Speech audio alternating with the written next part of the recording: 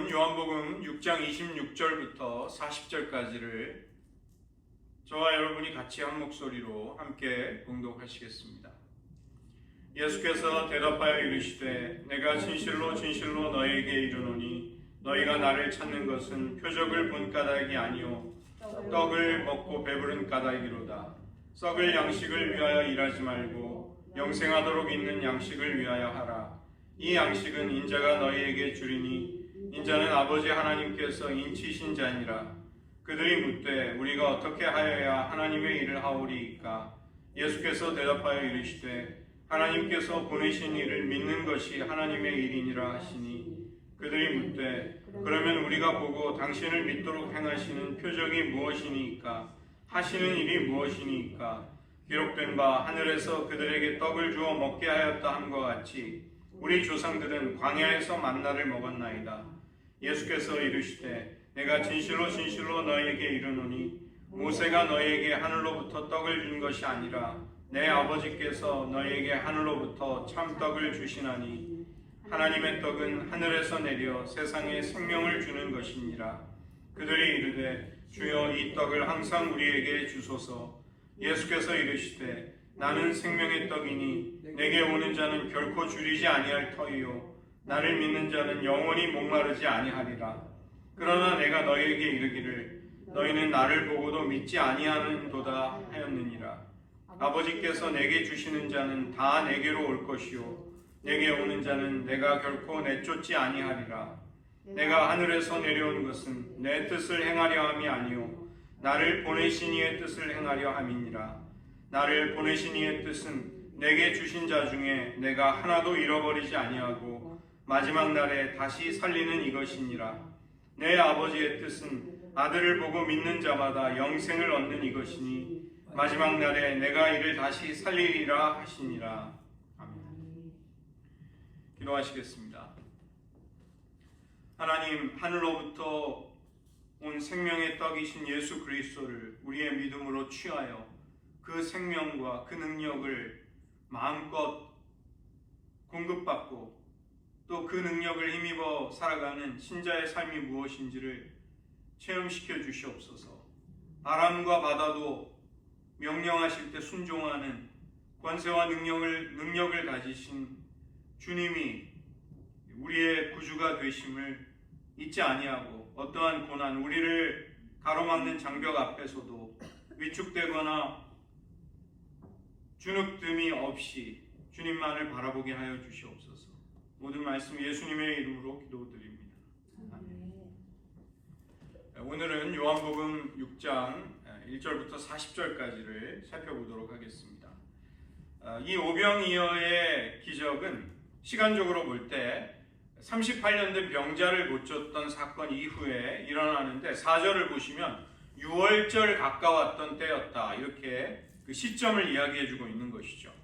38년 된 병자를 고친 사건이 초막절과 절기상 초막절과 관련이 있다면 이 오병이어의 기적은 그로부터 약 6개월 뒤에 일어나게 됩니다. 주후 29년 4월 예수님의 십자가 죽음을 약 1년 정도 앞둔 시점이 시간적인 배경이 되는 것입니다. 그 다음에 이 장소로는 갈릴리 호수 디베리아 바다 건너편이라는 그 지리적인 배경이 또 나오는 것이죠. 그것은 산과 또 잔디가 깔려 있는 곳, 많은 사람들이 앉아서 예수님의 말씀을 들을 수 있는 구릉지였습니다. 마테오와 마가복음은 이곳을 빈들, 광야라고도 부르고 있는 것이죠. 많은 무리들이 예수님의 표적을 보고서 병자를 고치시고 눌린 자를 자유케 하시는 주님의 권능을 보고서 주님을 따르게 된 것입니다.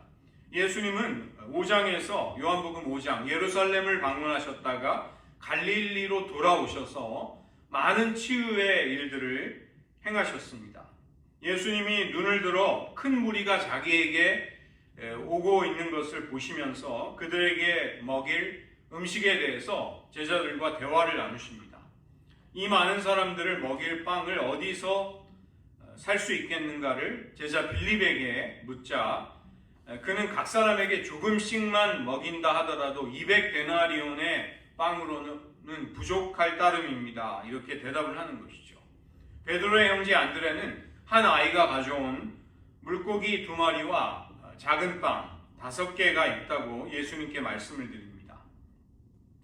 우리가 이 오병이어의 기적을 요한복음이 우리에게 전해주고 있는 눈여겨보아야 할 점들이 있습니다. 대화가 어떻게 이루어지는가 하는 것입니다. 공관복음은 제자들이 어떻게 하면 좋을까를 예수님에게 묻고 있는데 반해서 요한복음은 예수님이 빌립에게 하시는 질문이 나옵니다. 무리를 보내서 먹을 것을 사 먹게 하자고 제자들이 요청하자 예수님은 빌립에게 많은 빵을 어디서 살 수 있겠느냐 질문하시고 빌립은 200데나리온 이상의 빵도 부족하다고 대답을 하는 것이죠. 그러자 예수님은 제자들에게 저들에게 먹을 것을 주라 이렇게 말씀하시고 제자들은 어떻게 빵을 살 수 있겠습니까를 되묻는 것이죠. 그때 예수님은 빵이 몇 개 있는가를 알아보라고 시키고 안드레가 어린아이가 가져온 그 도시락을 예수님께 알려드립니다. 빌립에게 하신 질문이 예수님의 질문이 6절에 나옵니다. 예수님도 그 많은 사람이 먹을 빵을 구할 수 없음을 알고 계셨습니다. 그렇지만 어떻게 먹일지를 예수님은 미리 생각하시고 또 준비하고 계신 것이죠. 빌립에게 질문을 한 것은 제자들의 반응을 보시기 위함이었습니다. 빌립은 어디에서도 그런 정도의 양을 구할 수는 없다고 이야기합니다. 이것은 인간적으로 보기에는 맞는 말입니다. 그러나 혈루증 여인의 고백처럼 사람으로서는 할 수 없지만 불가능하지만 하나님의 아들 예수님의 능력이라면 가능합니다. 이런 대답을 할 수 있었다면 얼마나 좋았을까요? 그러나 제자들은 아직 주님의 능력에 대한 신뢰를 가지지 못하고 있습니다. 안드레도 이 적은 것이 이 많은 사람에게 얼마나 되겠습니까? 역시 확신이 없었던 것이죠. 모든 제자들이 그러했을 것입니다. 그렇게 볼 때 이 기적은 광야에 지금 예수님의 말씀을 듣기 위해 온 사람의 허기짐을 해결해 주기 위한 그들의 필요를 위한 것이기도 하지만 제자들을 향한 예수님의 또 다른 표적이 되는 것이죠. 예수님은 제자들에게 사람들을 앉게 하라고 말씀하시고 빵을 가져다 축사하시면서 나누어 주어 마음껏 먹게 하셨습니다. 그들이 다 배부른 후에 남은 것을 거두라고 하자 제자들이 12강주리에 남은 음식을 거두게 되는 것입니다. 이 흥미로운 것은 기적에 대한 묘사가 상당히 간략하고 짧다는 것입니다. 오병이어의 기적은 모든 복음서에 다 기록이 될 만큼 아주 중요한 예수님의 기적이지만 자세한 과정이 없이 간략하게 우리들에게 그것을 제시하고 있는 것입니다. 이것은 이 기적 이후에 벌어질 대화 그리고 예수님이 이를 통해 알려주시고자 하는 주님의 가르침에 더 강조점이 있는 것입니다. 빵을 먹은 사람이 5,000명쯤이 되었다. 이것을 어떻게 알았을까요? 마가복음과 누가복음을 보면 예수님이 제자들에게 50명씩 혹은 100명씩을 앉게 하라고 말씀하십니다. 마치 군인들이 점호를 기다리며 도열하듯이 이 무리지어 앉은 것을 헤아리게 되면 대략의 인원수를 파악할 수 있게 되는 것입니다. 그들의 원대로 그들이 배부른 후에 이런 표현은 음식이 적어서 결코 모자람이 없었음을 말하는 것이죠. 이들은 이 기적의 자리에서 아껴 먹거나 절약을 할 필요가 없었다는 것입니다. 남자만 5,000명, 여자와 어린아이를 포함한다면 적어도 수만 명의 사람들이 마음껏 먹을 수 있을 정도의 음식이 공급이 되는 놀라운 기적이었습니다. 그 당시에는 음식이 귀하기 때문에 남는 것을 거두는 것이 관습이었습니다. 거두어서 모은 것이 처음에 물고기 2마리와 빵의 수에 비한다면 훨씬 많은 것, 그것이 남은 것이죠. 받은 바 은혜를 소중하게 여겨야 함을 예수님은 알려주신 것입니다. 12바구니라는 것은 실제로 거둔 양을 말씀할 수도 있지만 12지파에 대한 상징성도 있는 것입니다. 모든 이스라엘 백성들이 다 배불리 먹고 남을 정도의 풍성함을 공급하시는 분, 예수님은 그렇게 자기를 보여주고 계시는 것입니다. 이 기적 이후에 사람들의 다양한 반응이 나오는데 표적을 보자 세상에 오실 그 선지자다, 억지로 그분을 왕으로 삼으려고 하는 것이죠. 예수님은 그때 혼자서 산으로 기도하러 가십니다. 이런 정황을 이해하는 첫 번째 핵심은 사람들의 태도인 것이죠. 이때는 시간적으로 유월절이었습니다. 바로 모세를 통해서 사람들이 애굽으로부터 출애굽을 한 것을, 그 해방을 기념하는 절기였던 것입니다. 당시 로마의 식민 통치 아래에 있었던 유대인들은 모세와 같은 뛰어나고 강력한 지도자가 자신들을 정치적으로 해방시켜 주기를, 그런 구원을 갈망하고 있었던 것이죠. 두 번째로 이 장소는 빈들, 광야였습니다. 도시로부터 떨어져서 잔디가 있고 한적한 구릉지에서 마치 이스라엘 백성들이 만나를 먹었던 광야를 연상시키는 것이죠. 더구나 풍족히 먹을 수 있는 음식이 제공이 됩니다. 이스라엘 백성들이 하늘로부터 비처럼 내리는 만나를 통해 그들의 배고픔을 풍성함으로 해결받았던 기적, 그것을 그들은 쉽게 떠올릴 수 있었을 것입니다. 모세가 신명기 18장 15절에서 앞으로 나와 같은 선지자를 하나님이 일으키실 것이다, 그 선지자라고 사람들은 쉽게 인식을 했고 그런 예수님을 왕으로 삼고자 했던 것이죠. 예수님의 반응을 보면 마가복음 4장 45절에서 예수님은 제자들을 재촉해 배를 타고 건너편으로 건너가게 하시고 예수님은 산으로 올라가셨다고 말씀하고 있습니다. 왜 그런 행동을 하셨을까?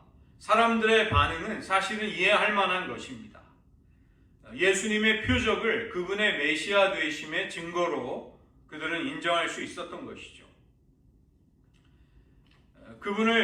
예수님을 왕으로 삼으려고 한 것도 무리가 아니었습니다. 광야에서 만나를 공급한 모세를 통해서 백성의 먹거리가 해결되는 기적을 체험했듯이 그들 역시 자신들의 당면하고 있는 어려운 문제를 예수님을 통해 해결받고자 하는 것, 이것은 그렇게 큰 잘못은 아닌 것처럼 보입니다.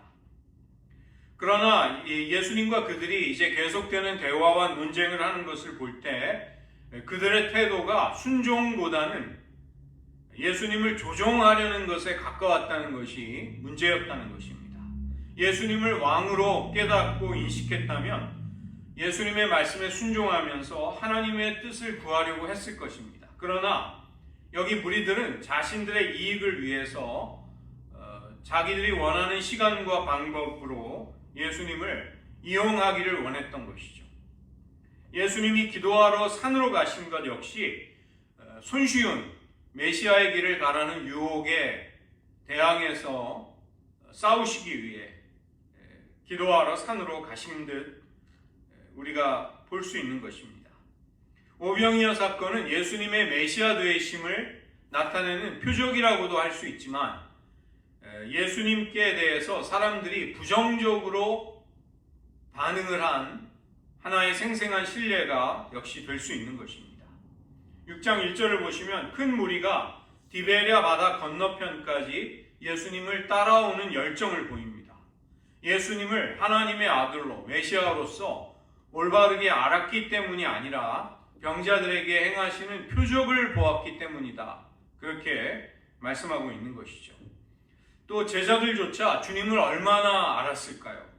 그들은 모세보다 더 위대하신 분, 원하고자 하시면 하나님이 기뻐하시는 일을 무엇이든 막힘없이 제한 없이 행하실 수 있는 분이 바로 눈앞에 계신 예수님이라는 것을 과연 알고 있었을까요? 빌립은, 또 안드레는 필요에 비해서 우리가 가지고 있는 것이 너무도 적습니다. 그들은 예수님보다는 눈앞의 조건에 더 주목하곤 했던 것입니다. 사람이 할 수 없기에, 보통 할 수 없는 이런 상황에 예수님도, 우리 주님도 할 수 없다고 그들은 생각한 것입니다. 예수님이, 하나님이 허락하시고 또 주님이 원하시는 모든 것을 아버지의 뜻대로 행하실 수 있는 분임을 그들은 몰랐던 것이죠. 물고기 2마리와 보리떡 5개를 가지고서 남자만 5,000명이 되는 수많은 무리들을 배불리 먹이신 예수님, 12광주리의 떡을 남기게 하셨습니다.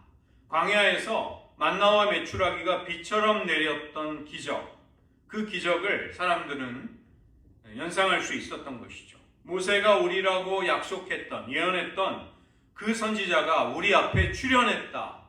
그들은 흥분에 넘쳤을 것입니다. 그러나 그들은 예수님을 통해 이루어지는 하나님 나라가 어떤 나라인가에 대해서는 어떤 지식도 관심도 기울이지 못합니다.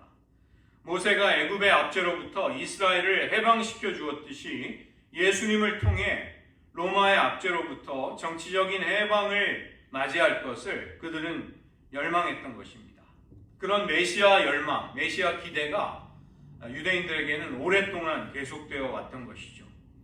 그러나 예수님은 그들이 기대하는 메시아가 되실 수 없는 분이었습니다. 그들의 기대를 꺾으시기 위해 예수님은 산으로 가신 것입니다.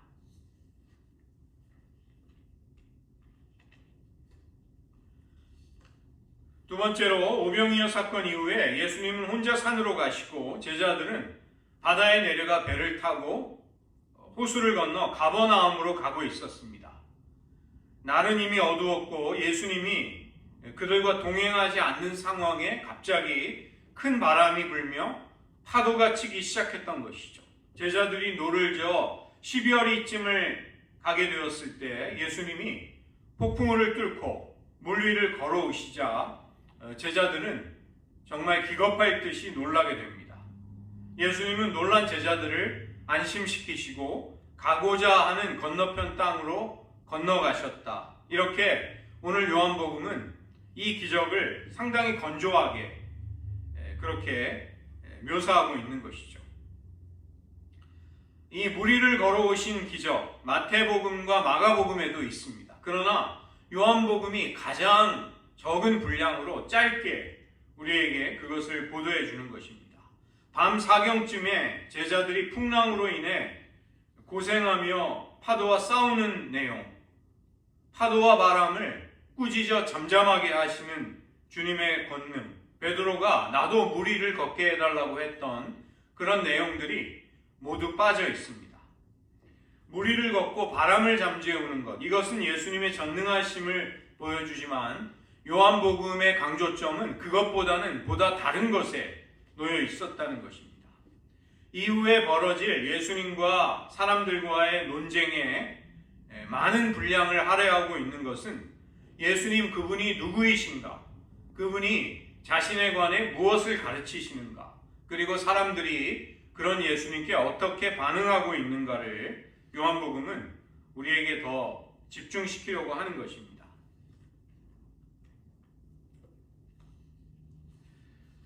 예수님께 우리의 시야를 돌리도록 하는 여러 구절들이 있는데 6장 20절을 보시면 내니 두려워하지 말라.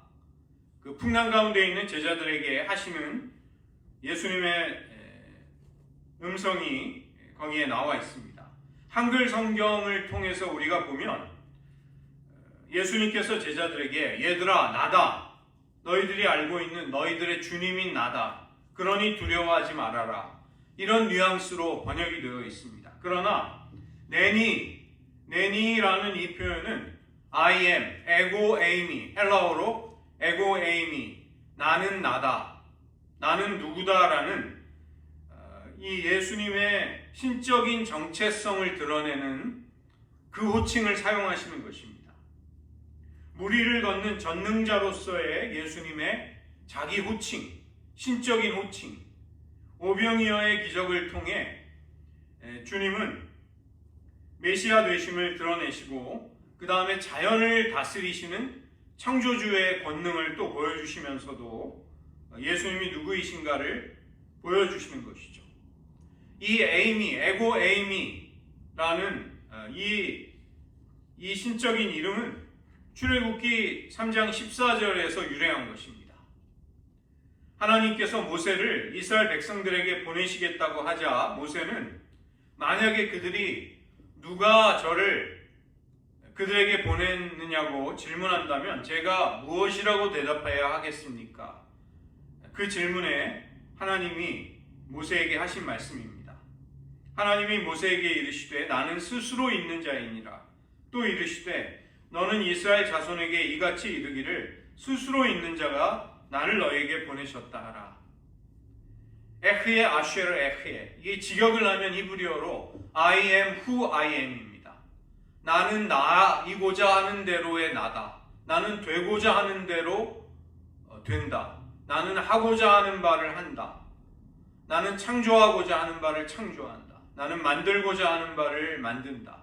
이런 여러 가지 뜻이 반영이 되어 있는 이름입니다. 나는 스스로 있는 자니라. 이것은 그 여러 가지 히브리어 하야 동사가 가지는 역동적인 뜻의 일부분을 가지고 번역을 한 것이죠.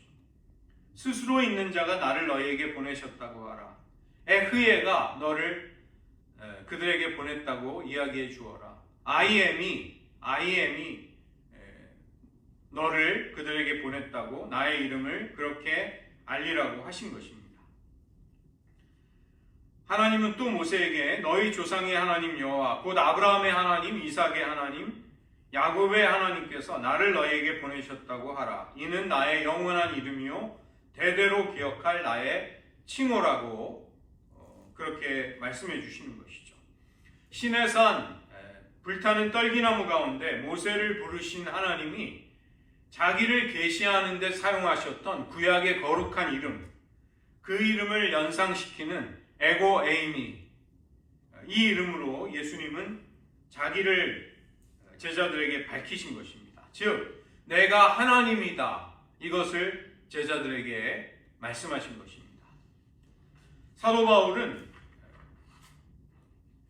고린도전서 15장 10절에서 나의 나 된 것은 하나님의 은혜로 된 것이라고 고백을 합니다. 나의 나 된 것, 이렇게 번역이 되어 있는데 이게 에고 에이미입니다. 나의 나됨은 하나님의 은혜에 의해서 된 것입니다. 에고 에이미이신 예수님, I am이신 예수님 안에서 사도 바울은 내가 누구라는 것, I am, 내가 누구임을 나는 발견하고 찾게 되었노라고 이야기하는 것이죠. 내가 아무리 나를 누구라고 주장해도 그것으로는 불완전합니다. 그리고 세상이 우리를 향해 너는 어떤 존재다 이렇게 규정을 짓고 라벨을 붙일 수 있죠. 그러나 그것에도 많은 문제가 생깁니다. 그러나 I am, 에고 에이미이신 예수님을 통해서 내가 누구인지, I am, 내가 에고 에이미로서의 내가 누구인지를 발견하게 된다면 그것은 확고한 진리의 진정한 나 자신을 발견하게 되는 것입니다. 6장 20절은 마치 예수님의 친히 하신 음성을 부각시키면서 조명을 예수님께만 맞추듯이 우리에게 이 장면을 보여주고 있는 것이죠. 예수님은 이 폭풍우 치는 모든 상황을 다스리시는 주도권을 가지고 계십니다. 그리고 제자들은 예수님의 뜻에 따라 배에 태워져 건너편으로 보냄을 받고 있는 것이죠. 오병이어의 기적을 경험한 무리들이 예수님을 왕으로 삼으려고 할 때 예수님은 서둘러 제자들을 그 현장에서 피신하도록 건너편으로 가도록 재촉하신 것 같습니다. 제자들은 오병이어의 기적을 체험하면서 무엇을 느꼈을까요? 빵과 포도주가 주님의 권능으로 한없이 늘어나는 것을 목격하고 사람들에게 그것을 전달해 줄 수 있었습니다. 그들은 속으로 너무나 큰 놀라움과 경이로움을 느꼈을 것이고 그런 기적을 베푸시는 예수님께 큰 자부심을 가졌을 것입니다. 예수님을 왕으로 삼지 않은 무리들의 선동, 무리들의 구호에 당연히 그래야지, 그것이 맞는 말이라는 동조하는 생각이 들었을 것입니다. 이 사건에 앞서서 예수님은 제자들을 둘씩 파송하면서 전도하는 일을 성공적으로 그들은 감당할 수 있었습니다. 그 때문에 그들은 한껏 흥분해 있었는데 오병이어의 기적까지 보게 되자 그들은 예수님이 이제 틀림없이 왕이 되시겠구나, 그런 확신이 생겼을 것입니다. 예수님은 제자들의 이처럼 떠도는 마음을 막기 위해서 건너편으로 그 자리를 피하게 하신 것입니다. 그러나 주님이 십자가를 향해 가시는 여정 내내 제자들은 우리 가운데 누가 큰가, 이 문제로 싸움을 멈추지 않습니다. 무리로 걸어오셔서 풍랑을 잠잠케 하시는 예수님을 보자 제자들은 우리들의 생각이 맞구나, 그분은 메시아가 되는 것이 마땅하구나, 그렇게 어쩌면 무리들이 가지는 생각과 그들의 경향에 제자들도 영향을 받았을 것입니다. 22절을 보시면 새로운 시간적인 배경이 전개됩니다. 이튿날이라고 거기에 말씀에 나오고 있는 것이죠. 그리고 장소 역시 바뀌어 있습니다. 바다 건너편, 갈릴리 바다 건너편 호수 반대편의 가버나움이라는 장소에 오병이어의 기적을 체험했던 무리들이 등장하는 것이죠. 이들은 예수님을 만나기 위해서 기적의 현장에 찾아갔던 사람들입니다. 그러나 거기 예수님이 계시지 않았던 것이죠. 분명히 바닷가에 배 한 척만이 있었고 제자들이 그 배를 타고 건너갈 때 예수님이 그 배에 동승하지 않았음을 보았던 사람들입니다. 당황한 그들은 이리저리 찾아다녔지만 거기에 안 계셨습니다. 호수 건너편에서 건너온 배들에도 주님은 계시지 않았던 것이죠. 그들은 배를 타고 예수님을 찾으러 가버나움으로 가게 됩니다. 사람들로부터 예수님이 가버나움에 계시다는 말을 어쩌면 전해 들었을 것입니다. 그들이 이토록 예수님을 찾는 열정은 이제 계속되는 예수님과의 논쟁 속에서 자신의 이익을 위한 인간적인 욕심에서 비롯된 열정과 추구였음이 드러나게 되는 것이죠. 25절부터 이들과의 예수님의 대화가 나오게 됩니다. 무리가 언제 오셨는지를 묻자 예수님은 너희들이 나에게 온 것은 표적 때문이 아니라 빵을 먹고 배불렀기 때문이다. 썩을 양식이 아니라 영생하도록 있는 양식을 위해서 일하라. 이렇게 말씀하십니다.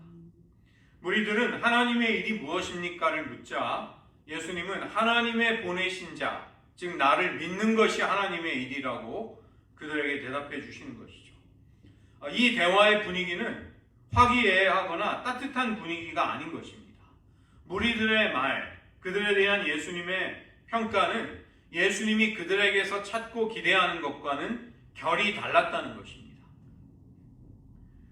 무리들은 랍비라는 말로 시작을 하는 것이죠. 하루 전만 해도 예수님을 그 선지자, 모세가 예언한 그 선지자, 왕으로 삼으려고 했던 것에 비해 이제 온도차가 느껴집니다. 무리들의 여러 질문에도 진심이 느껴지지 않는 것이죠.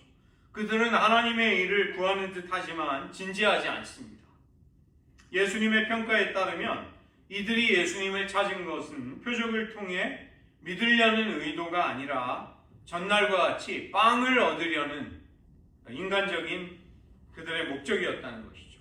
예수님을 참 메시아로 따르며 배우고자 하는 마음이 그들에게 없었다는 것입니다.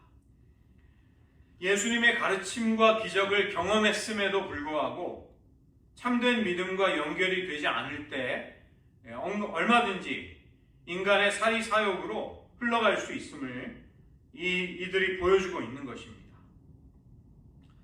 예수님의 이들을 대하는 태도는 어찌 보면 냉정하고 까칠해 보이지만 이들에게 구원의 진리를 가르쳐 주시기를 원하는 예수님의 마음이 담겨 있는 것이죠. 다짜고짜 그들을 향해 너희들은 빵을 위해서 나에게 왔다고 이야기하는 것입니다. 그들의 숨은 의도를 드러냄으로써 불편함을 무릅쓰고서라도 그들에게 진리를 가르치시기를 원하는 주님의 사랑인 것입니다. 주님은 그들에게 시선을 바꿀 것을 요구하십니다. 썩을 양식을 위해 일하지 말아라. 그것을 추구하며 살지 말고 영생을 위해 살아가라. 육신의 생명을 위해 음식이 당연히 필요하지만 그것이 영혼을 보장해 주지 않는다는 것입니다. 예수님은 하나님과의 영원한 관계에 초점을 맞추고 영생을 얻기 위해서 참된 양식, 그것을 얻을 수 있게 하는 참 양식을 위해서 일하라고 그들의 인생의 목적에 도전하시는 것이죠. 하나님의 일이 무엇인가를 묻자 하나님이 보내신 일을 믿는 것이 하나님의 일이라고 답해 주십니다.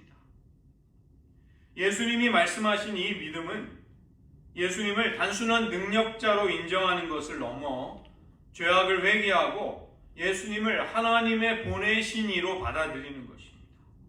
구원자로 영접함으로써 삶을 하나님 중심으로 전적으로 개혁하고 바꾸라, 그것을 의미하는 것이죠.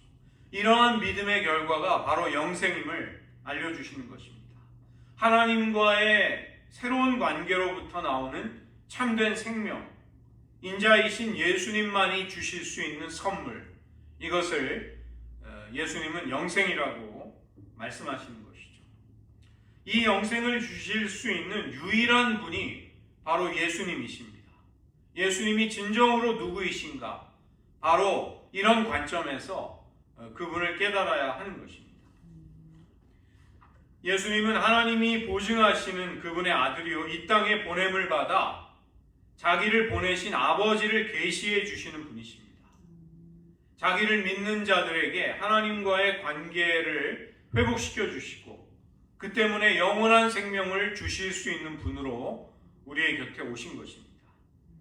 광야에서 먹을 것이 없는 무리들에게 떡과 물고기를 주어 배부르게 해주신 것은 단지 육체적인 배부름만을 주시려는 것이 아니었던 것이죠. 또 오도 가도 못하는 또 다른 광야, 폭풍우 가운데 바다 한복판에 있는 제자들을 안심시키면서 그들이 가려던 건너편 땅으로 그들을 인도해 주십니다. 마치 모세가 홍해 앞에서 두려워하던 이스라엘 백성들을 인도해서 그 건너편으로 데리고 갔던 일을 떠올리게 하는 것입니다. 이 오병이어의 기적과 폭풍우를 잠잠케 하시는 바다를 걸어오신 예수님의 표적은 새로운 출애굽을 행하기 위해 오시는 메시아의 모습으로 그렇게 보여지는 것이죠.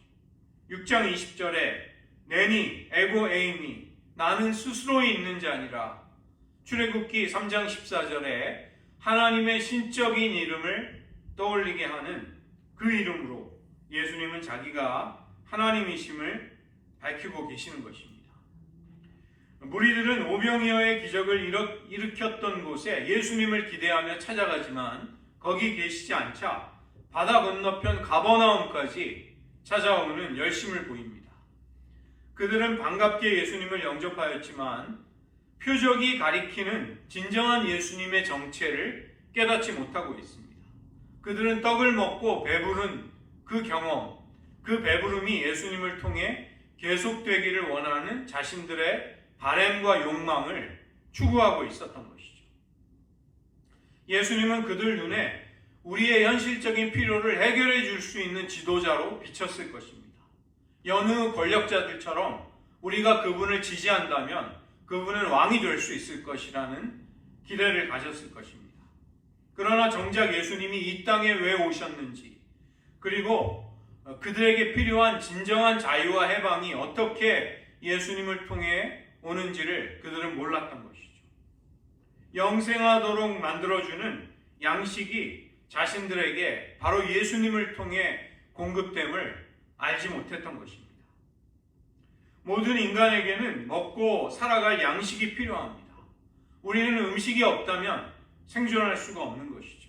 그 때문에 이 오병이어의 기적이라는 것은, 급식 기적이라는 것은 인간의 진정한 필요가 무엇인지를 알려주시기에 아주 좋은 예수님의 표적이 되는 것입니다.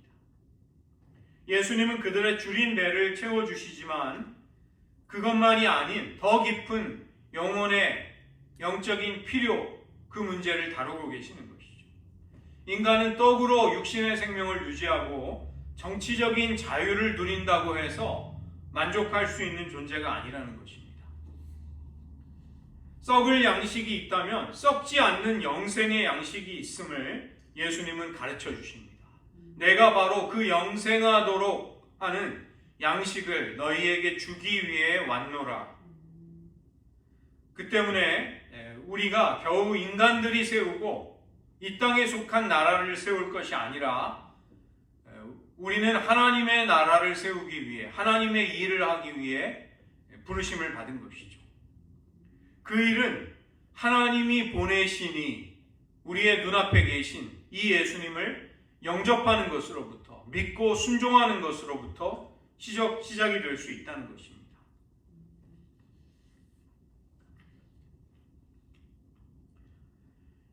예수님은 계속되는 논쟁 속에서 사람들이 만나에 대해 가지고 있는 오해를 바로잡아 주십니다. 그리고 예수님 자신이 생명의 떡이심을 가르쳐 주시는 것이죠. 무리들이 믿을 수 있는 표적을 달라고 합니다. 30절의 말씀입니다. 그리고 그 예로 조상들이 광야에서 만나를 먹었습니다. 성경을 그들은 인용하고 예수님께 예로 들고 있는 것이죠. 이들이 표적을 요청하는 것은 문제가 되지 않는 것처럼 보이지만 사실은 이들의 태도는 그렇게 바람직한 것이 아닙니다. 왜냐하면 이들은 이미 표적을 보았고 경험했던 사람들이기 때문에 그런 것이죠. 예수님을 찾아 가버나움에 온 것도 기적을 체험했기 때문입니다. 예수님이 갈릴리에서 행하는 여러 표적들을 그들은 목격할 수 있었던 것이죠.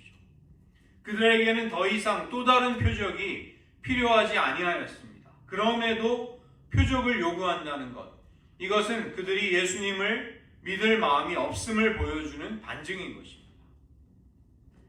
또 하나는 그들의 요구의 내용인 것이죠. 예수님은 썩을 양식 대신에 영생의 양식을 추구하라고 알려주셨습니다. 그러나 그들은 여전히 빵을 요구하는 것입니다.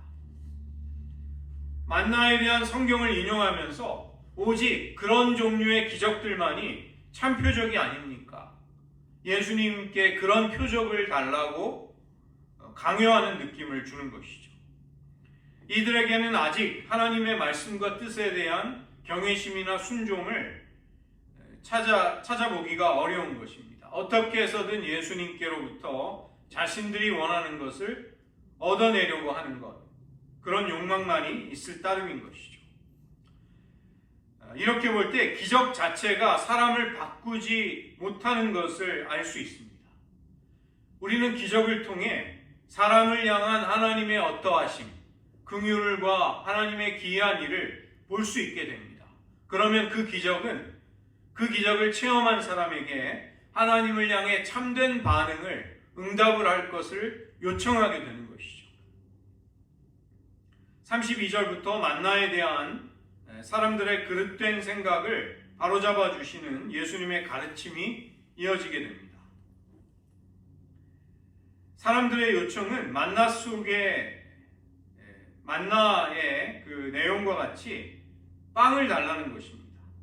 예수님은 세 가지로 그들의 오해를 교정해 주십니다. 먼저는 누가 만나를 주는 것에 관한 것입니다. 만나를 주는 주체의 문제가 32절에 나오는 것이죠.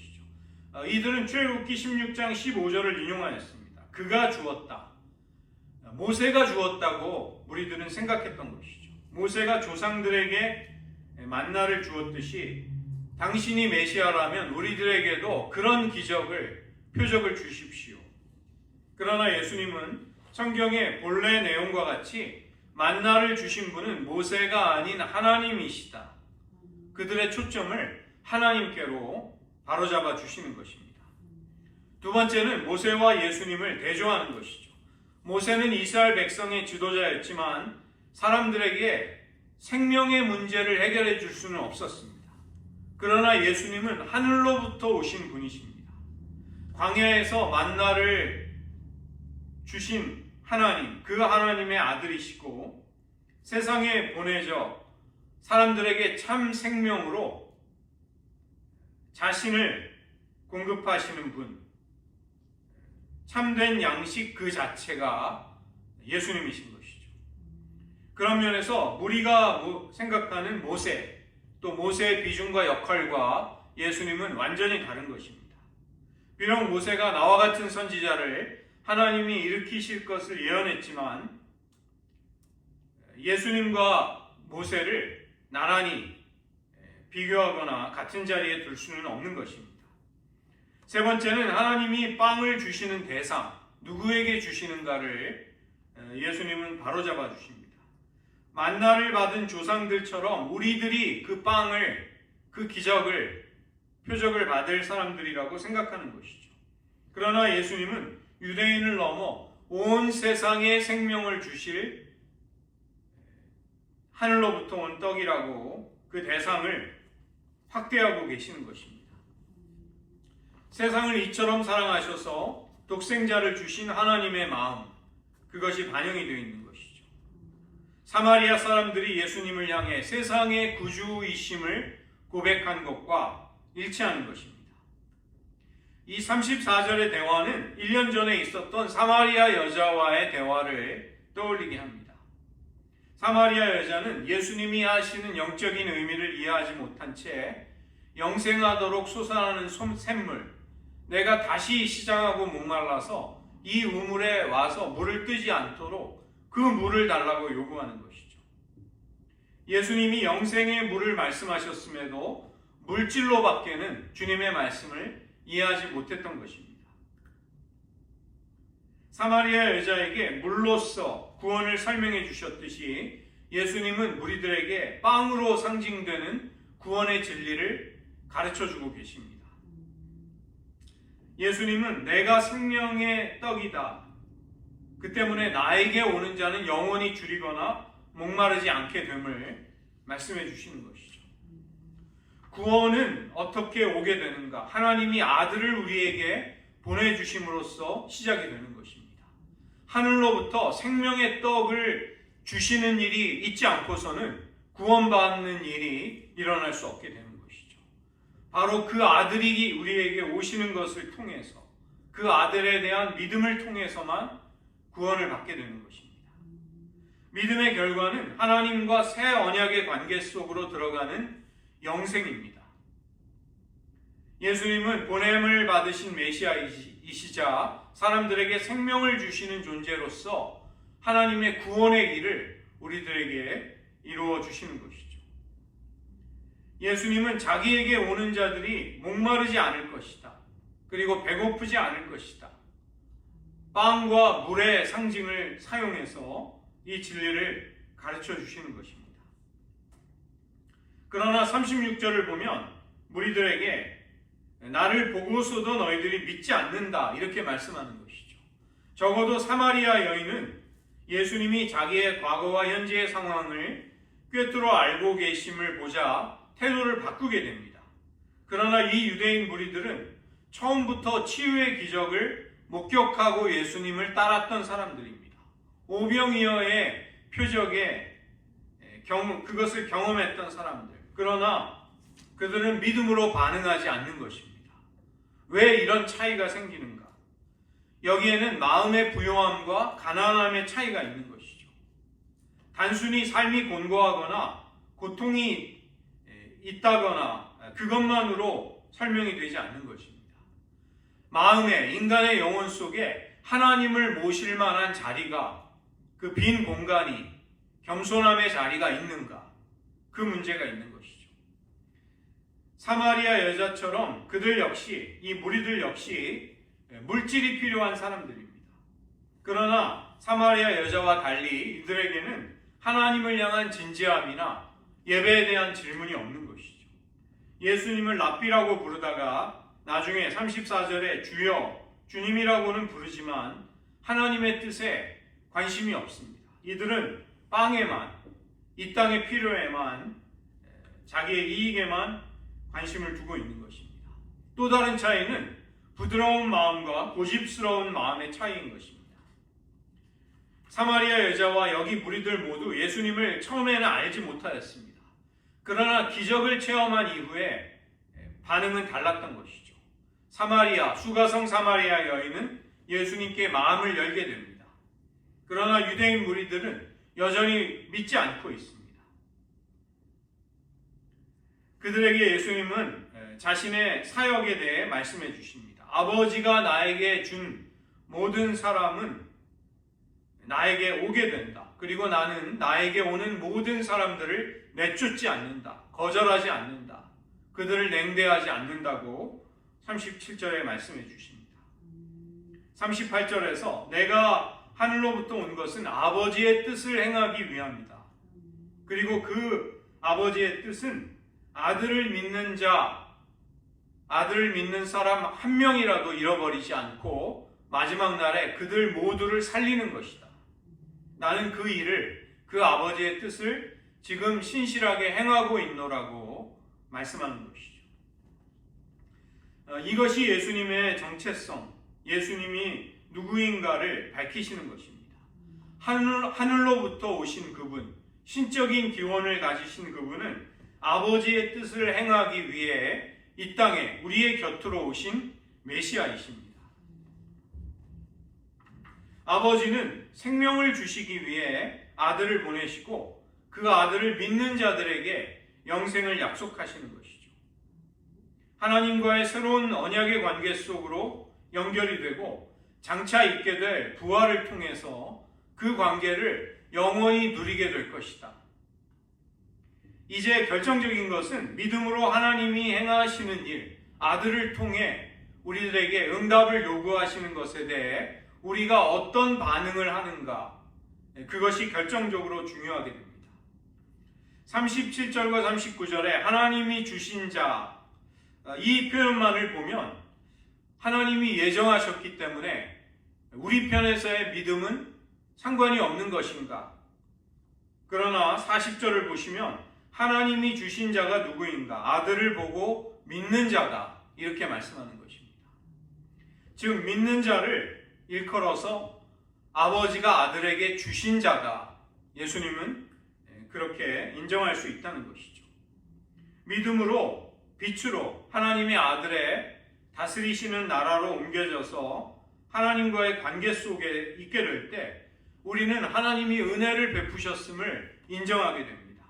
그 감사의 고백을 드리면서 우리는 하나님의 예지와 예정을 찬미하고 비로소 깨닫게 되는 것이죠. 내가 구원받았음을 깨닫고 감사하는 자리에서 하나님이 나의 구원의 모든 것을 주도하셨구나. 내가 가지고 있는 믿음조차도 하나님이 주신 것임을 알게 되는 것이죠. 예수님은 무리의 불신, 그들의 믿지 않음이 문제임을 지적하시면서 그들에게서 참된 반응을 촉구하고 계시는 것입니다. 하나님께서 보내시니 예수님을 믿는 것이 하나님의 일이라고 하실 때 무리들은 모세가 하늘로부터 떡을 내려서 이스라엘 백성들 앞에 권위를 얻은 것처럼 당신도 우리에게 표적을 달라고 요구하는 것입니다. 실상은 모세가 아닌 하나님이 떡을 내려주셨고 그들이 경험했던 오병이어의 기적도 바로 예수님을 보내신 하나님이 하신 기적이었던 것이죠. 그들이 바라던 기적이 이미 일어난 것입니다. 그들에게 더 별개의 또 다른 기적을 보여줘도 그들은 충분하지 않다고 여기면서 계속 기적을 찾게 되는 것이죠. 믿지 않아야 할 이유를 그들은 찾고 있었던 것입니다. 어떠한 기적도 그런 마음을 움직일 수는 없는 것이죠. 강제로 마음의 문을 여는 기적, 그런 기적은 존재하지 않는 것입니다. 예수님은 결정적으로 내 자신이 바로 내가 하나님이 내려주시는 생명의 떡이라고 선포하십니다. 썩을 육신을 위해, 썩을 양식을 위해 일하지 말라. 영원한 생명을 위한 영생의 양식을 구하라. 사마리아 여인에게 말씀하셨듯 그 양식은 우리의 속에서 영생하도록 솟아나는 샘물이 될 것입니다. 이 양식을, 이 생수를 먹고 마시는 일, 그것이 곧 예수님을 믿는 것이죠. 그때 예수님은 우리와 하나가 되어서 십자가의 저주를 담당하시고 우리를 이 땅에서부터 이 생명을 누리게 하실 것입니다. 장차 부활 가운데 이 영원한 생명에 우리들을 들어가게 하실 것입니다. 예수님은 이처럼 자기를 보내신 아버지의 뜻을 행하고 계시는 것이죠. 그런 예수님을 믿는 것은 곧 그분을 보내신 아버지를 믿는 것이요, 아버지께서 우리에게 주시고자 하는 생명을 얻고 생명을 누리는 길이 되는 것입니다. 그렇게 될 때 예수님이 들어가신 부활의 생명 속에 제자들도 마지막 날에 들어가게 될 것입니다. 오늘 말씀을 저희들 의지하면서 잠시 기도하기를 원합니다. 사람들은 주님을 찾고 있습니다. 예수님은 배고픈 그들에게 떡과 물고기를 통해 풍성한 양식을 베풀어 주십니다. 그러나 단지 그들의 배고픔을 해결하시고자 함이 진정한 의도와 목적이 아님을 주님은 말씀하시는 것이죠. 내가 곧 하늘로부터 너희에게 오는 진정한 양식이다, 생명의 떡이라고 자신을 드러내십니다. 그러나 제자들 그리고 무리들은 믿음의 빈곤을 드러내게 됩니다. 우리의 현실은 우리의 눈을 가려서 하나님이 행하시는 일을 보지 못하게 만들 때가 많이 있습니다. 사람들은 예수님을 모세가 예언했던 선지자로 여기며 왕으로 삼으려고 하는 것이죠. 그러나 예수님은 그 자리를 피하십니다. 진정한 믿음은 십자가를 선택하는 것이요, 하늘로부터 내려온 또 다른 종류의 떡, 오직 그 떡이 인간의 필요를 채운다는 사실을 선포하는 것입니다. 이 땅의 나라들은 떡을 나누려고 하지 않습니다. 유물론은 물질이 우리에게 가장 중요하다고 우리를 세뇌시키려고 하는 것이죠. 그러나 예수님이 베푸시는 이 믿음의 표적이 보여지는 이 자리에서 우리는 이 땅의 생각을 깨트리기를 요구받습니다. 더 이상 썩을 양식을 위해 살아가지 말라. 영원한 양식, 하나님의 나라를 위해 살아갈 것을 예수님은 우리에게 요구하시는 것입니다. 병고침과 기도의 응답, 신비로운 영적인 체험이 주님을 만나는 과정 속에서 우리에게도 허락이 됩니다. 수많은 표적을 목격했던 이 무리들처럼 우리 역시 수많은 은혜의 체험들이 있어 왔습니다.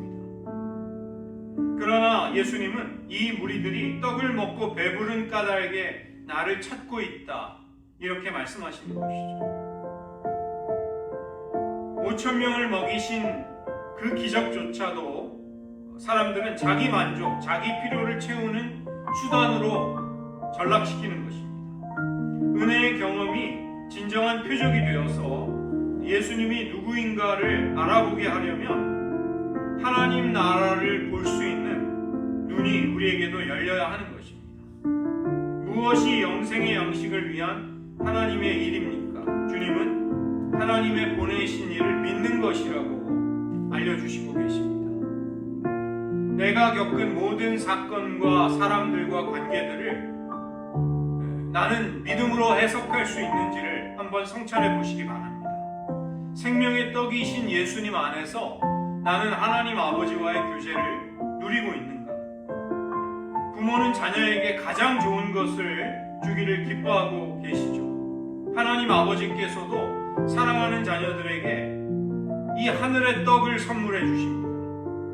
광야의 백성들처럼 우리는 단지 우리의 배고픔, 현세적인 필요만을 해결받기를 원할 때가 있는 것이죠. 그것은 최상이 아닌 차선으로 만족하는 일이 될 것입니다. 하나님이 진정으로 우리에게 주시기를 원하는 것이 무엇일까요? 하나님은 광야에서 하늘의 만나를 주심으로써 기적적인 방식으로 자기 백성들을 먹이셨습니다. 하나님만이 참 공급자이심을 보여주신 것입니다. 그러나 그 만나는 잠시 동안의 배부름을 줄 뿐이었습니다. 이제 하늘로부터 내려온 생명의 떡, 하나님이 주시는 진정한 선물을 취하라고 예수님은 도전하고 계십니다. 하나님은 하늘로부터 참떡을 주십니다. 그 선물은 다른 무엇이 아니라 우리에게 영생을 주시는 예수님 그분이십니다. 예수님만이 우리 영혼의 밑바닥에 있는 열망을, 진정한 필요를 채워주십니다. 우리를 생존하기 위한 불안과 다툼에서 벗어나 신뢰 속에 하나님만을 붙들고 살아가기 위해서 우리에게 오신 예수님이 생명의 떡임을 깨닫고 그분을 기꺼이 믿음으로 우리의 양식으로 취할 수 있어야 하겠습니다. 미래의 축복, 부활과 영생 역시 예수님께 속하여 있습니다. 예수님은 아버지께서 나에게 주시는 자들, 나에게 오는 자를 결코 내쫓지 않겠노라고 안전과 보호를 약속하여 주십니다. 마지막 날에 아버지께서 내게 주신 자들을 하나도 잃어버리지 않고 다시 살릴 것이다. 그것이 나의 일이라고 말씀하시는 것이죠. 생명의 떡을 먹는다는 것, 예수님이 주시는 아버지와의 영생의 교제 속으로 들어가는 것입니다. 이 시간 저희들 이 생명의 떡을 먹고 마시면서 우리 안에서 영생하도록 솟아나는 생명수의 기쁨을 누릴 수 있게 하소서. 우리가 만약 이 기쁨을 알지 못한다면 우리는 신자로서 결정적인 것, 너무나도 귀중한 것을 우리의 유익으로 얻지 못하게 될 것입니다. 예수께서 이르시되 나는 생명의 떡이니 내게 오는 자는 결코 줄이지 아니할 터이요 나를 믿는 자는 영원히 목마르지 아니하리라. 이 말씀이 우리들에게 이루어지기를 이 시간 잠시 간구하겠습니다.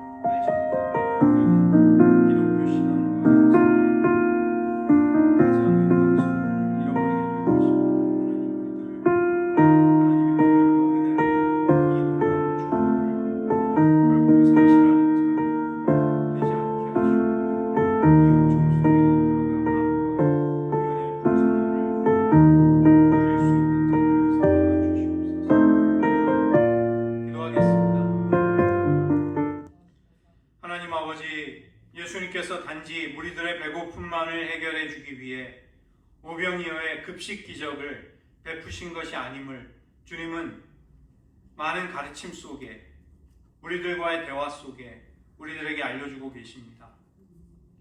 예수님이 우리들에게 영원한 생명을 누리도록 허락된 하늘로부터 온 생명의 양식이요, 예수님이 우리들 안에서 영생하도록 솟아나는 생명의 샘물이 되심을 만약 우리들이 체험하지 못한다면 기독교 신앙의 가장 영광스러운 진리를 우리들은 잃어버린 자들, 맛보지 못하는 자들이 될 것입니다. 하나님, 우리들 하나님의 긍휼을 입어 결코 그런 자리에 떨어지지 않게 하시고 예수님을 생명의 떡으로, 생수로 먹고 마시는 그 생명을 취하며 아버지와의 교제 속으로 들어가 살아가는 은총 저희들에게 허락하여 주시옵소서. 예수님 이름으로 기도드립니다.